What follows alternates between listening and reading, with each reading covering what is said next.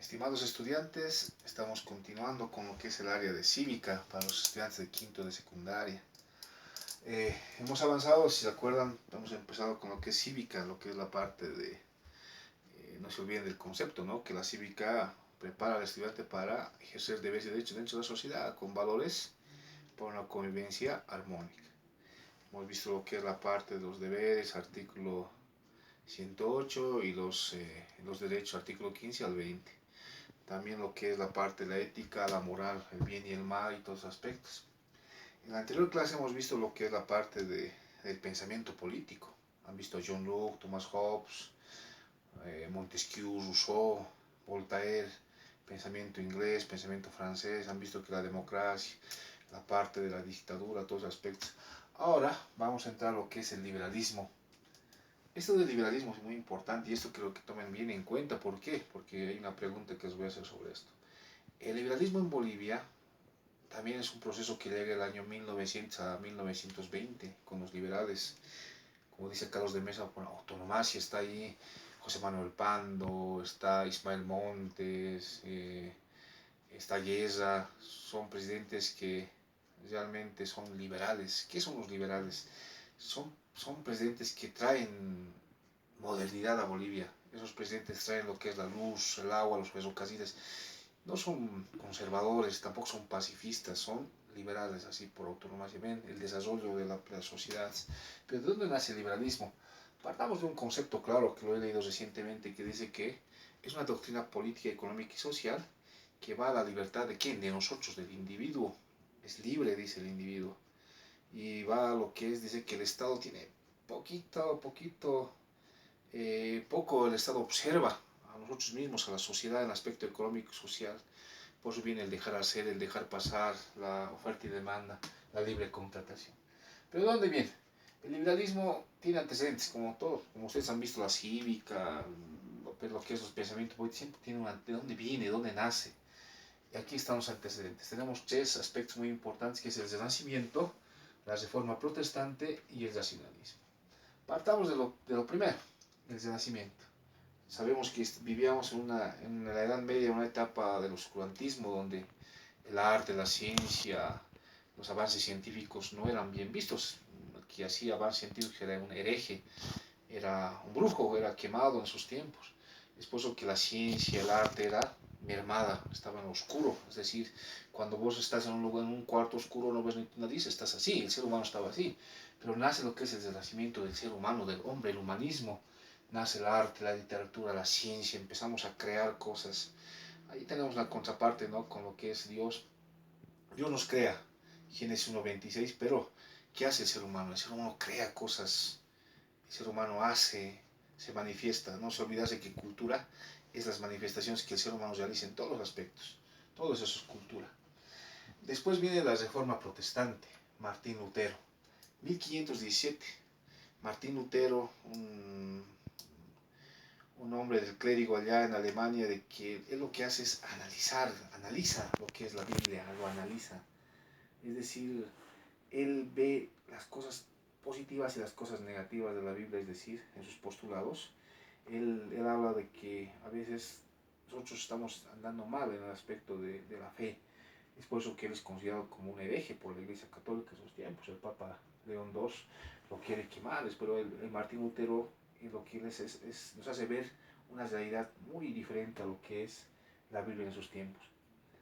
El ser humano con la política, los capellanos, los pastores, todos, el aspecto espiritual. No tenemos que mezclar esas dos cosas. De ahí viene Martín Lutero, si ustedes ven, para mí, ¿no? Y también para algunos estudiosos, Martín Lutero es el comienzo de la iglesia, es el comienzo de algunas iglesias, algunas sectas, como en algunos términos hablan, como ser de los mormones, hasta los propios adventistas en los que estamos nosotros inmersos, es el comienzo de todo. Si Martín Lutero no hubiera hablado sobre esto de la crítica a la iglesia en el año 1517, todos hasta ahorita hubiéramos sido católicos apostólicos romanos, como decía la Constitución Política del Estado antes del 2009, como dice el artículo 4, decía en el 2009, el Estado boliviano se exige en la Iglesia Católica Apostólica Romana. Pero ahora en el artículo 4 de la Constitución Política del Estado dice, el Estado garantiza a cada persona su su fe que tenga, entonces estamos garantiza, es decir, gracias a Martín Lutero han comenzado a crearse otras iglesias, no sino simplemente una iglesia única como la iglesia católica, ¿no? Varias iglesias. El racionalismo, la razón de ser. Todo, jóvenes, he dicho un día, todo tiene razón de ser en la vida, todo tiene razón de ser. Este mueble tiene una razón de ser, ¿de dónde viene? ¿No? Viene de un árbol, viene de una semilla, de ahí viene el árbol. ¿De dónde vengo yo? De una relación sexual entre un hombre y una mujer. De ahí venimos los seres humanos. Todo tiene razón de ser, la naturaleza tiene razón de ser. Estos tres aspectos, el racionalismo, la reforma protestante y el racionalismo, es lo que le da una libertad al ser humano. Es decir, comenzamos a vivir. Como os he dicho, es una doctrina política, económica, donde el ser humano es libre de hacer las actividades que uno quiere. Su mayor representante, Adam Smith. No se olviden de esto. En la universidad nos preguntan quién es el padre de la economía política. Adam Smith. Es uno de los representantes más importantes que tenemos en la historia, que es Adam Smith. En su libro Las riquezas de las naciones nos explica de que cada nación tiene una potencialidad diferente. Gracias al aspecto geográfico tenemos superpotencialidad a explotar en cada estado. Adam Smith. La sociedad es Estado. La sociedad y el Estado son cosas diferentes. La sociedad, el cuerpo social, no los seres humanos, ¿no? El conjunto de personas. Y el Estado, el cuerpo político. Por eso el concepto dice muy claro, ¿no? La sociedad, conjunto de personas. El Estado, organismo jurídico y político de una sociedad. Es decir, estos dos siempre van a ir juntos porque la sociedad y el Estado, Juan Jacques Rousseau decía que hacemos un pacto, hacemos un acuerdo, un contrato social entre la sociedad y el Estado. Dominados, el que nos domina. Los que recibimos órdenes, el que nos ordena. El que nos cuida, los cuidados. Hay un contrato social entre la sociedad y el Estado. Y ustedes lo han visto el año 2000, recientemente, el 20 de octubre del año pasado, cómo hemos roto ese contrato social entre el Estado y la sociedad. Y han visto una anarquía total a suceder en Bolivia. Es por eso que estos dos no pueden ir separados, siempre van juntos la sociedad y el Estado. La libertad, ahí nace la libertad, muchas libertades tenemos. Los más importantes, hemos escrito en la pizarra, es la libertad de pensamiento que tenemos. Ahí viene lo que es la parte de la tolerancia. Yo tengo la libertad de expresarme mis pensamientos, mis ideas, y la gente tiene que tolerar todos esos aspectos. O la libertad de expresión, ¿no? Esto lo vemos, antes no había libertad de expresión. Un ejemplo es Rusia, cuando antes de la revolución rusa, o antes de lo que es la caída de la URSS, la Unión de Repúblicas Soviéticas Socialistas, no había libertad de expresión. Todo era coartado, pero ahora todos tenemos libertad de expresión. Por eso tenemos en la televisión o en alguna prensa todo tipo de formas de expresión del ser humano. La soberanía. Este aspecto de la soberanía es muy cuestionado en algunos aspectos. Se dice que la soberanía es el cuarto elemento constitucional del Estado. Tenemos territorio, población, poder público y la soberanía. En algunos lo dicen en la geopolítica, es el territorio, la población y la soberanía son los elementos constitutivos de un Estado. Y aquí vemos que la soberanía, ¿qué es la soberanía? Es el poder del pueblo. La soberanía reside en el pueblo. Nosotros somos las personas que mandamos a nuestras autoridades, ponemos esa autoridad y las quitamos en esa autoridad. Un ejemplito, Gonzalo Sánchez Lozada pensaba que la soberanía era él, el poder era él solo. Él hacía sus leyes y nosotros cumplíamos, pero él se ha olvidado que la soberanía reside en nosotros. Nosotros con nuestro voto hemos puesto la X, la hemos puesto, y nosotros con los movimientos que hemos hecho de rechazar sus leyes, lo hemos sacado del poder y por eso está ahorita en Estados Unidos exiliado. Es por eso que la soberanía reside en el pueblo, en nosotros, en todos los ciudadanos. Los poderes del Estado. Como ustedes saben, ya hemos avanzado esta parte, les he dicho que Montesquieu es el que divide el poder. Dice, no puede estar el poder en un rey, en un solo rey. Él dice, el poder tiene que ser dividido, y lo divide. Montesquieu dice, poder ejecutivo, legislativo y poder judicial. 1700, 2020.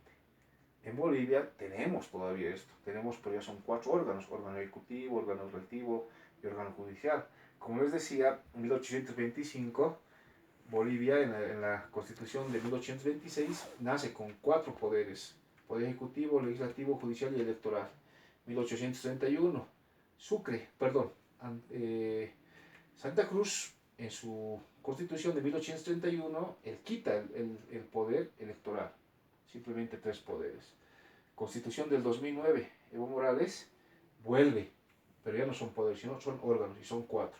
Órgano ejecutivo, legislativo, judicial y el órgano electoral que en estos momentos están aquí. Como les decía, tres residen en La Paz. El Poder Ejecutivo, Legislativo y el Electoral están en La Paz y el Poder Judicial en nuestra capital, que es Sucre, Chuquisaca, La Plata, Chalco, la ciudad de los cuatro nombres. De esto nos lleva a qué es la revolución industrial. Y las revoluciones industriales son avances. El primer país que se ha industrializado donde comienza la revolución industrial es Inglaterra. De lo artesanal pasamos a la manufactura, a las industrias, a las grandes máquinas que construimos el ser humano. De producir uno, ahora producimos en cantidades, en masas. Pero también ahí nace algo muy interesante, que es, alguna vez han escuchado hablar sobre esto, la burguesía y el proletariado. La burguesía es, aquí es donde están los grandes capitalistas, el capital está ahí, y el proletariado son los trabajadores. Alguna vez nos decían, tú eres de la prole, te dicen. Sí, claro, yo soy trabajador, voy a decir siempre la prole porque voy a ser trabajador. El burgués está arriba, la clase alta, ahí están los grandes empresarios, los que están en las oficinas, que trabajan, ellos simplemente ganan con la plusvalía del trabajador, ¿no? Como algunas decía, yo simplemente tengo que fabricar 3 de estos marcadores, pero este gran burgués me hace producir 5, produzco 5. Entonces, de los 3, es lo que tengo que producir legalmente. De estos 2, la plusvalía, el que gana no soy yo, sino el burgués. Por eso es un gran empresario. Si ustedes se dan de cuenta, todo esto nace de la libertad del ser humano. El liberalismo realmente en nuestro estado y en nuestro país va a seguir, porque uno de los grandes principios del liberalismo es el individualismo. Yo como persona voy a querer más, y voy a querer ser, y no me importa el vecino, no me importa si no tiene nada. Lo que me importa a mí es producir, tener más propiedad privada, tener más manufactura, tener más. Es por eso que el liberalismo va con nosotros, ¿no? Con el ser humano. Aunque no creamos, lamentablemente, eso es. Si ustedes ven esto, este pensamiento y esto, es el trabajo que hemos realizado, y esto trabajo lo que tienen que hacer ustedes jóvenes, como ya hemos trabajado los otros temas, este cuadro sinóptico, transcribirlo en su carpeta y volverlo en un mapa conceptual, así para que podamos aprender mucho mejor.